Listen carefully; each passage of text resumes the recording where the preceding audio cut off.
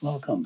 My name's Dennis, and this is the second in a series of little videos about temperament and health. Today we're going to look at gravity and levity. So, in the ancient world, many different systems were based on the idea of two polarities, yin or yang, or Purusha and Prakriti.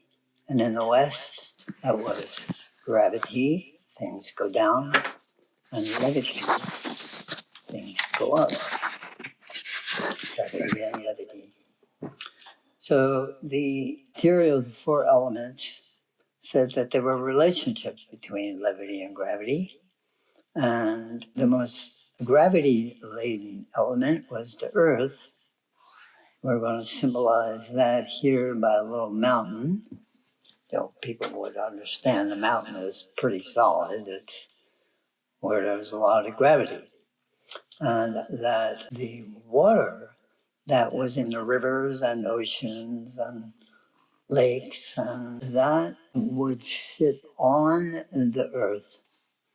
And so they would say that water had much more levity than the earth.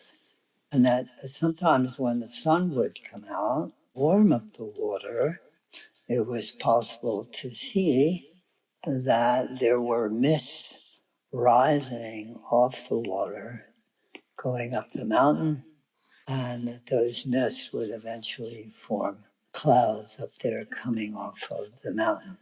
So they would then say that water, when it was under the influence of heat, would change to air. And that the whole operation here was based on air getting warmer under the influence of fire. So then we get to levity. Those are the four elements: earth, water, air, and fire. Water has more levity than earth, air has more levity than water, fire has more levity than air.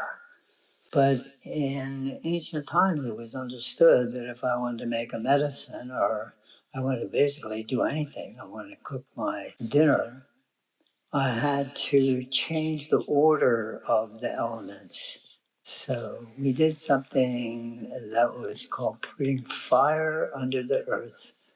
And fire under the earth would duplicate, earth going to water, water going to air, air going to fire. Fire under the earth basically is technology. Those are the poles, gravity and levity. But then the ancient peoples also saw that there were times when those orders in the natural world were actually reversed. So if we take the sun away and we cool down the water, the people would say that the clouds would walk back down the mountain. When they walk back down the mountain, the rain would fall out of them back into the ocean or into the lake. And that was a reversal of the original relationship. If I take the fire away, the air has then more gravity than fire. Water that falls out of the cloud has more gravity than the air that's holding it. And finally, the water comes back down and comes to earth. So that levity and gravity were dynamics between the four elements. But all of this makes it a little difficult. I try to draw a diagram. I have to do all these little manipulations here. Let's just erase a lot of this here, these arrows, and say, is there another way that we could organize levity and gravity so that they would show the dynamic just by themselves? And in order to do that, we need to put them in an order that is circular. So let's draw a little circle here. Let's take the earth We'll put the Earth down here. We'll put gravity in the lower part of the circle. Put levity in the upper part of the circle. And we'll draw a little dividing line. And we can then rearrange these elements, water and air. And now instead of just going up and down with things, we have a whole system where Earth can go to water, water can go to air, air can go to fire, and fire returns to Earth, and Earth can go into fire, water can go into Earth, water, air. We get a kind of reciprocating system. This system is then the mandala.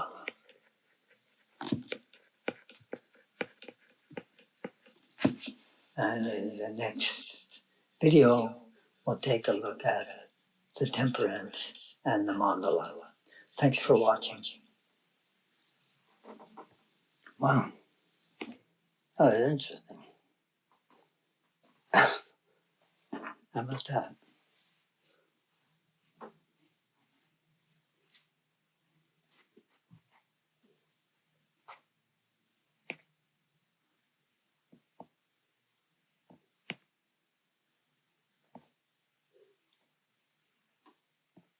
Hmm.